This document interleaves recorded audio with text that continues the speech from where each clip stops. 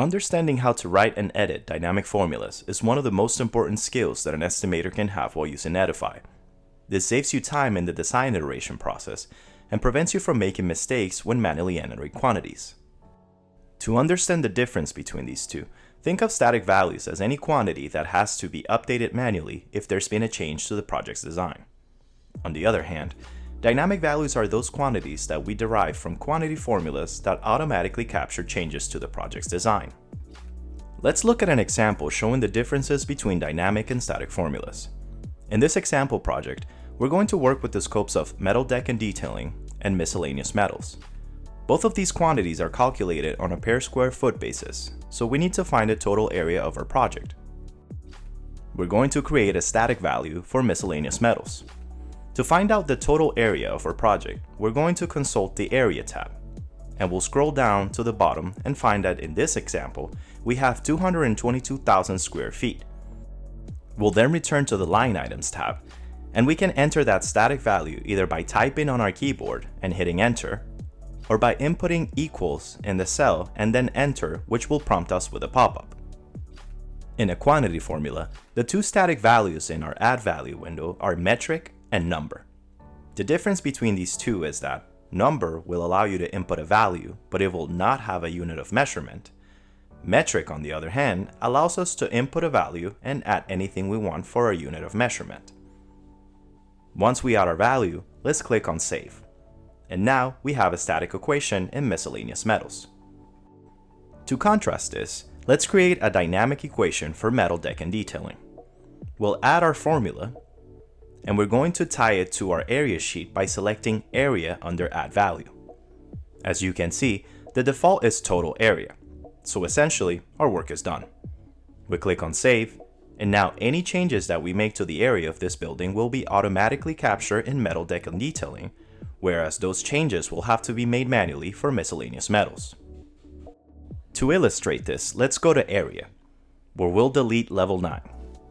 Once done, let's go back to our Line Items page and see the difference between metal deck and detailing, which has automatically captured our changes, and miscellaneous metals, which has not. Another helpful tip when tying to the area sheet is that you don't have to only tie to the total area of the building. A typical example might be when calculating metal deck and detailing, there might be a floor of the building which does not receive metal deck and detailing. If this is the case, we should return to our metal deck and detailing equation and tie the equation to specific floors rather than the total area. Now, it's not uncommon for the first floor to be a different material than the rest of the building. So if we were to rewrite this equation, we might want to capture from level 2 to the penthouse. Something to be careful of is that because we've tied this to specific floors, changes to the building outside of these specific floors will not be captured. To illustrate this, let's change miscellaneous metals so that it mirrors but captures any changes outside of this. Let's say that we want to exclude the first floor from receiving miscellaneous metals allowance. We're going to select level 2, but rather than selecting penthouse like we did before, we're going to choose highest floor, so that if we make any changes to the height of the building and add or subtract floors, those changes will be captured.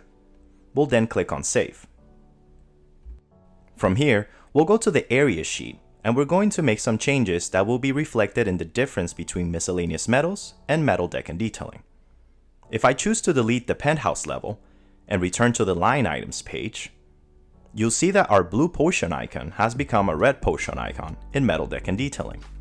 On the other hand, our miscellaneous metals equation appears to be working just fine.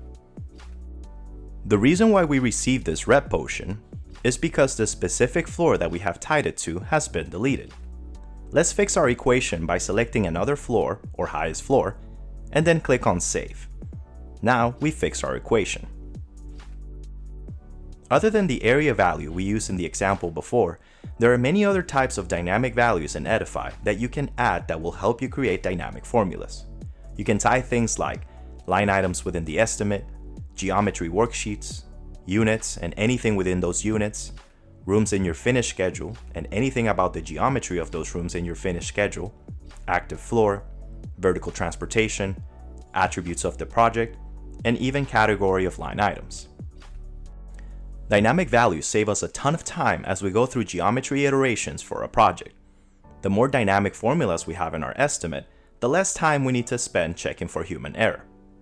As always, if you have any questions, feel free to contact our support team and we'll be happy to help.